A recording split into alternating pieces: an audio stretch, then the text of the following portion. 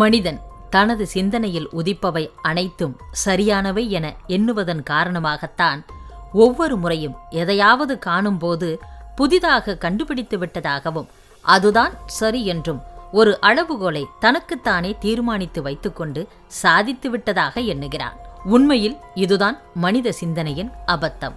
ஒருபோதும் இது புதியதொரு கண்டுபிடிப்பை வெளிப்படுத்தாது. இதற்கு தக்கதொரு உதாரணம்தான் இதுவரையில் மனித இனம் நிலவில் கால் வைத்ததா இல்லையா என்கிற குழப்பம். நாடுகளுக்கு இடையேயான போட்டி நல்லதொரு தேடலில் முடியாமல் வெற்றி கொண்டு அலைந்ததன் காரணமாகவே இப்படியொரு குழப்பம் நடந்துள்ளது. 1969 ஆண்டு முதல் 1972 ஆண்டு வரை நிலவுக்கு பயணித்த மனித இனம் அதன் பின்னர் இதுவரை நிலவில் தடம் பதிக்கவில்லை.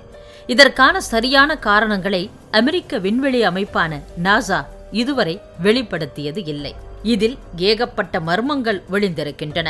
1969 ஆண்டு அப்பல்லோ 11 திட்டத்தின் மூலமாக சுமார் 76 மணி நேரத்தில் அல்லது பயணம் தொடங்கிய 3வது நாளில் நிலவில் மனித இனம் காலடி எடுத்து வைத்து தடம் பதித்ததாக சொல்லப்படுகிறது.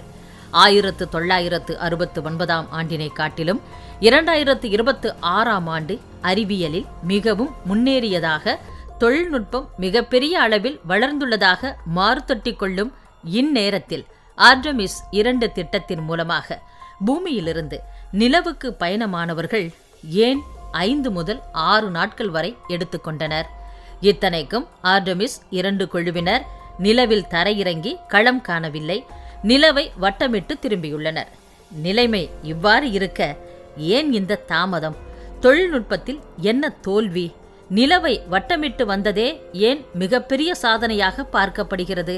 இவைகளுக்கு விடையே கிடையாது. அது மட்டுமின்றி தற்போது மேற்கொண்ட பயணமானது திடீரென முடிவெடுத்து சென்றது கிடையாது. சுமார் 12 ஆண்டுகளுக்கு மேலாக திட்டமிடப்பட்டு வருகிறது. 2014 ஆண்டு டெல்டா என்ற திட்டத்தின் வழியே மனிதர்கள் இன்றி முதலில் விண்வெளிக்கு சென்று பூமியை வட்டமிட்டு திரும்ப வேண்டும். பிறகு மனிதர்களுடன் பூமியை வட்டமிட்டு திரும்ப வேண்டும். அதன் பின்னர் தொடங்கியது ஆர்டமிஸ் திட்டம். ஆர்டமிஸ் 1 திட்டத்தின்படி ஆளில்லா விண்கலமானது பூமியிலிருந்து விண்வெளிக்கு சென்று நிலவை வட்டமிட்டு பூமிக்கு திரும்பியது. பிறகு ஆர்டமிஸ் 2 திட்டத்தின்படி நாசா தனது ஆராய்வாளர்களுடன் நிலவை வட்டமிட்டு பூமிக்கு திரும்பச் செய்தது. இதனைத் தொடர்ந்து ஆர்டமிஸ் 3 திட்டத்தின்படி ஆளில்லா விண்கலம் நிலவில் தரையிறங்கி பிறகு மீண்டும் பூமிக்கு திரும்பும். அதனைத் தொடர்ந்து ஆர்டமிஸ் 4 திட்டத்தின்படி மனிதர்கள் நிலவில் களம் காணுவார்கள். 1972 ஆண்டு வரை நிலவுக்கு இயல்பாக சென்று வந்ததாக தெரிவிக்கும் அமெரிக்க விண்வெளி அமைப்பான நாசா தற்போது நிலவில் தடம் பதிக்க மட்டும் 12 ஆண்டுகளுக்கு மேலாக திட்டத்தை மட்டுமே தீட்டி வருகிறது. ஏன் இந்த தாமதம்? எதனால் நிலவுக்கு சென்று ஆய்வு செய்ய எத்தனை தடுமாற்றம்? அப்படியென்றால் நிலவுக்கு மனிதர்கள் சென்றதே இல்லையா? இதில் எது உண்மை என்பதை நாசா தெளிவுபடுத்துமா? நாசாவை பொறுத்தவரையில் 1969 ஆண்டு முதல் 1972 ஆண்டு வரை சரியாக 3 ஆண்டுகளில் நிலவு குறித்து முழுமையாக தெரிந்து கொண்டதால் மீண்டும் நிலவுக்கு திரும்பவில்லை என்றும், தற்போது பல கூற்றுகளை மறு ஆய்வு செய்ய வேண்டும் என்றும், செவ்வாய்க்கோளுக்கு பயணிக்க அது உதவும் என தெரிவித்து வருகிறது.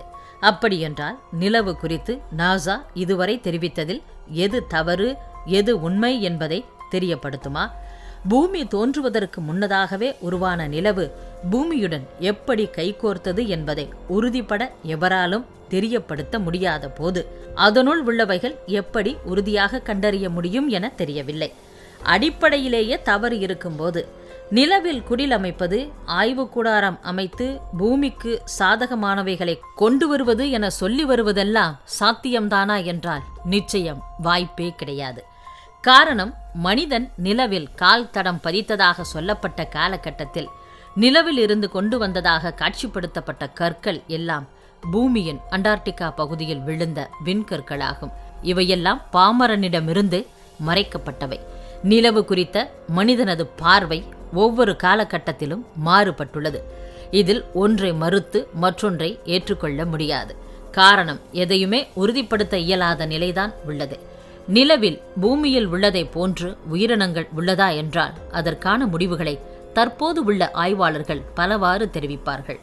ஆனால் 1820ஆம் ஆண்டளவில் வாழ்ந்த பவேரியாவைச் சேர்ந்த வானியலாளர் பிரான்சுவான் பவுலா கிரித்யூசன் தன்னுடைய தொலைநோக்கியை கொண்டு ஒட்டுமொத்த நிலவையும் ஆய்வு செய்திருக்கிறார்.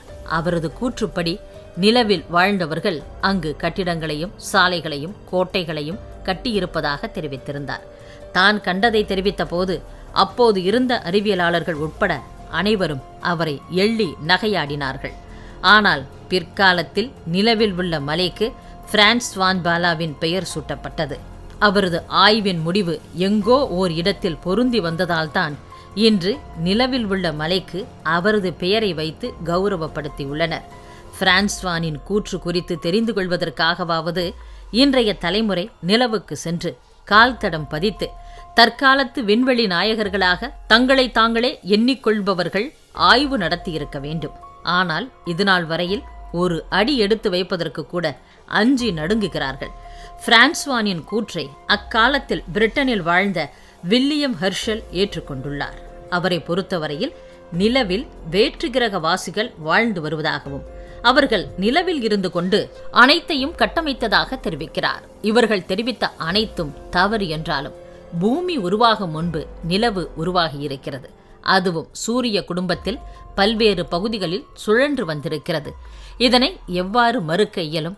பூமி தோன்றிய காலகட்டத்தை உறுதி செய்ய முடியவில்லை. டைனோசர்களுக்கும் மனிதர்களுக்குமான தொடர்பு குறித்து விளக்க இயலவில்லை. ஆதி கால மனிதனின் அறிவு குறித்து கண்டுபிடிக்க இயலவில்லை. இப்படி பல்வேறு நிலைகளை கண்டறியக்கூட முடியாத நிலையில் எங்கிருந்து அறிவியல் வளர்ந்துள்ளதாக தற்காலத்து மனிதனால் எப்படி கூற முடிகிறது? ஏற்கனவே 1969ஆம் ஆண்டு நிலவுக்கு சென்றதாக கூறப்படும் அப்பல்லோ விண்வெளி குழுவானது நிலவில் தரையிறங்கியதும் அங்கு சில நிமிடங்கள் தொடர்பு துண்டிக்கப்பட்டு மீண்டும் தொடர்பு கிடைத்தபோது அனைவரின் நிலைகளும் மாறுபட்டிருந்ததாக ஒரு கூற்று சொல்லப்படுகிறது. குறிப்பாக அதில் அவர்கள் வேற்றுக்கிரகவாசிகளை கண்டதாகவும் தெரிவிக்கப்படுகிறது. இது உண்மையா அல்லது நாசா ஆய்வாளர்கள் அப்பயணத்தை பேசுபொருளாக்க வேண்டும் என கிளப்பிவிடும் புரளையா என்பது கூட தற்போது வரை தெரியாது. பூமியின் துணைக்கோளான நிலவு காலம் காலமாக புதிராகத்தான் இருந்து வருகிறது. 20ஆம் நூற்றாண்டின் பிற்பாதியில் ரஷ்ய ஆய்வாளர்கள் நிலவை பொறுத்தவரையில் அது வேற்றுக்கிரகவாசிகளால் கட்டமைக்கப்பட்ட ஒன்று என்றும் நிலவினுள் எதுவும் இல்லை எனவும் தெரிவித்தனர். 1969ஆம் ஆண்டு நிலவுக்கு மனிதன் பயணம் மேற்கொண்டதாக அறியப்படுவதே மிக பெரியதொரு பொய்யென சொல்லப்படும் போது தற்போது ஆர்டெமிஸ் 2 திட்டத்தின் மூலம் Reid Wiseman, Victor Glover, Christina Koch மற்றும் ஜெரமி ஹான்சன் ஆகியோர் 6 நாட்கள் வரை பயணித்து நிலவை அடைந்து அதனது மறுபக்கத்திற்கும் சென்று வந்துள்ளனர். அதுவும் சுமார் 40 நிமிடங்கள் வரை நிலவின் மறுபக்கத்திற்கு சென்றபோது பூமியுடனான தொடர்பு துண்டிக்கப்பட்டு பிறகு மீண்டும் இணைக்கப்பட்டதாக தெரிவிக்கின்றனர். இதற்கு தொடர்வலைகள் நேர்கோட்டில்தான் செல்லும் எனவும் இடையிலுள்ள நிலவை தாண்டி செல்ல இயலாது எனவும் ஆய்வாளர்கள் தெரிவிக்கின்றனர். இது போன்ற நேரத்தில் ஓரியன் விண்கலமானது தானாக செயல்படும் எனவும் தெரிவிக்கின்றனர். அப்போது நிலவின் மறுபக்கத்தில் ஏகப்பட்ட விண்கற்கள் நிலவினை தாக்கியதற்கான சுவடுகள் தெரிந்ததாக தெரிவிக்கின்றனர். இவையெல்லாம் உண்மை என்றால் நாசா சொல்வதை நாம் கேட்டுக்கொள்கிறோம். உண்மையில் இதனை எவரும் ஆராயப் போவதில்லை. நிலவின் பின்பக்கத்திலிருந்து பூமியை எடுத்து வந்த புகைப்படத்தில் தெளிவான பூமி தெரிகிறது. ஆனால் செயற்கைக்கோள்கள், ஏவுகணைகள், பயனற்ற உதிரிபாகங்கள் போன்ற விண்வெளி குப்பைகள் தெரியவில்லை. விண்கற்கள், வால் நட்சத்திரங்கள் தெரியவில்லை. இது குறித்து கேள்வி எழுப்பினால் வேகமாக செல்லும் போது அவைகள் சிறிதாக இருப்பதால் புகைப்படம் எடுக்கும் போது புலப்படாது என்பது பதிலாக வருகிறது. அப்படியானால் விண்வெளி குப்பைகளை படப்பதிவு செய்யும் போது பூமி, மிதக்கும் விண்வெளி நிலையம், விண்கலன் என அனைத்தும் மெதுவாக பயணிக்குமா என தெரியவில்லை. நாசாவை பொறுத்தவரையில் எவரும் எந்த ஒரு கேள்வியும் கேட்டுவிடக் கூடாது என்பதில் உறுதியாக உள்ளது. காரணம் 1970ஆம் ஆண்டு அப்பல்லோ 13 விண்கலமானது பிரச்சினைக்குள்ளாகி நிலவின் பின்பக்கம் வரை சென்றுதான் திரும்பியுள்ளனர். பூமியிலிருந்து 2,48,655 மைல்கள் தொலைவு சென்ற முதல் மனித இனம் ஜிம் லோவல், ஜாக்ஸ் விக்கெட் மற்றும் ஃப்ரேட் ஹெசி குழுவினர். இவர்கள் சென்று திரும்பிய போது தொடர்பு துண்டிப்பு குறித்தோ அல்லது அங்கு தெரிந்தவை குறித்தோ ஏன் எந்த ஒரு கேள்வியும் எழுப்பப்படவில்லை? ரஷ்யாவை பொறுத்தவரையில் நிலவின் மறுபக்கத்தில் பறக்கும் தட்டுக்கள் இருப்பதாக தெரிவிக்கின்றனர். இதில் எதனை ஏற்றுக்கொள்வது? நிலவில் குடிலமைக்க வேண்டும், பூமி அழியும் போது மனித இனத்தை நிலவுக்கு அனுப்பி காப்பாற்ற வேண்டும், அணு உலைகளை நிலவில் அமைக்க வேண்டும் என ஏகப்பட்ட திட்டங்களை நாசா தீட்டி வருகிறது. இவையெல்லாம் ஏட்டளவில் மட்டுமே உள்ளது. எதுவுமே அடுத்த கட்டத்தை நோக்கி செல்லவில்லை. நிலவில் சொகுசு விடுதியானது 2032 ஆண்டிற்குள் கட்டி முடிக்க இலக்கு நிர்ணயித்துள்ளது அமெரிக்க விண்வெளி அமைப்பான நாசா. இன்னும் சொல்லப்போனால் அதற்கான முன்பதிவு கூட தொடங்கிவிட்டது. பூமியில் உள்ள ஆடம்பரமான விடுதிகளில் தங்கி அலுத்து போனவர்களுக்கு இனி வித்தியாசமான அனுபவம் காத்திருக்கிறது என்ற பெயரில் விபரீதங்களை முன்னெடுக்க உள்ளனர். அமெரிக்காவின் கலிபோர்னியாவை தலைமையிடமாக கொண்ட கேலக்டிக் ரிசர்ச் யூட்டிலைசேஷன் ஸ்பேஸ் என்ற விண்வெளி நிறுவனம் 2032 ஆண்டிற்குள் நிலவில் மனிதர்கள் தங்கக்கூடிய முதல் நிரந்தர சொகுசு விடுதியை நாசாவின் பெயரை மறைவில் கொண்டு அமைக்க திட்டமிட்டுள்ளது. இந்த திட்டத்தின்படி நிலவில் காலடி எடுத்து வைத்து அங்குள்ள விடுதியில் தங்க விரும்புவோர் ஆரம்ப கட்ட முன்பணமாக 10 லட்சம் அமெரிக்க டாலர், இந்திய மதிப்பில் சுமார் 8.4 கோடி ரூபாய் செலுத்த வேண்டும் என தெரிவிக்கப்பட்டுள்ளது. விண்வெளி சுற்றுலா துறையில் இதுவே மிகப்பெரிய முன்னேற்றமாக பார்க்கப்படுகிறது. இந்த பிரம்மாண்ட முயற்சிக்கு பின்னால் இருப்பவர் 21 வயதான இளம் தொழில் முனைவோர் Skyler Chan. University of California பார்க்லியில் கல்வி பயின்ற இவர் கல்லூரி நாட்களிலேயே இந்த யோசனையை உருவாக்கியதாக கூறப்படுகிறது. தற்போது ஸ்பேஸ்எக்ஸ் நிறுவன முதலீட்டாளர்களின் ஆதரவோடு இந்த திட்டத்தை முன்னெடுத்து வருகிறார். மனித இனம் பூமியை தாண்டி பல கோள்களில் வாழக்கூடிய இனமாக மாற வேண்டும் என்பதே இவரது நீண்ட நாள் கனவாகும். இந்த விடுதியின் கட்டுமானத்தின் மிகப்பெரிய சிறப்பு என்னவெனில், பூமியில் இருந்து சிமிட்டி கலவை, இரும்பு, செங்கல் போன்ற பொருட்களை கொண்டு செல்லாமல் நிலவில் உள்ள மண்ணையே அதிநவீன தொழில்நுட்பத்தின் மூலம் வலுவான கட்டுமான பொருளாக மாற்ற திட்டமிடப்பட்டுள்ளது. இதன் மூலம் செலவையும் எடையையும் குறைக்க முடியும் என விஞ்ஞானிகள் கருதுகின்றனர். 2029 ஆண்டில் தொடங்கப்பட உள்ள இந்த திட்டம் பல கட்டங்களாக செயல்படுத்தப்பட உள்ளது. முதற்கட்டமாக மனிதர்கள் நிலவின் சூழலில் பாதுகாப்பாக வாழ முடியுமா என்பதை ஆராய சிறிய ஆய்வுக்கூடம் அமைக்கப்படும்.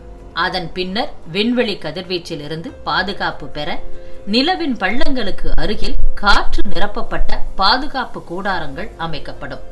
தொடர்ந்து செயற்கை நுண்ணறிவு திறன் கொண்ட மனிதர்களின் உதவியுடன் நிரந்தர குடியிருப்பு வசதிகள் உருவாக்கப்பட உள்ளன. ஆரம்பத்தில் 4 பேர் தங்கக்கூடிய அளவில் வடிவமைக்கப்படும் இந்த விடுதி பின்னர் 10 பேருக்கு மேல் தங்கக்கூடிய வகையில் விரிவுபடுத்தப்படும் என தெரிவிக்கப்பட்டுள்ளது. எதிர்காலத்தில் நிலவை மனிதர்களுக்கான நிரந்தர வாழ்விடமாக மாற்றுவதே நிறுவனத்தின் பெரிய இலக்காகும்.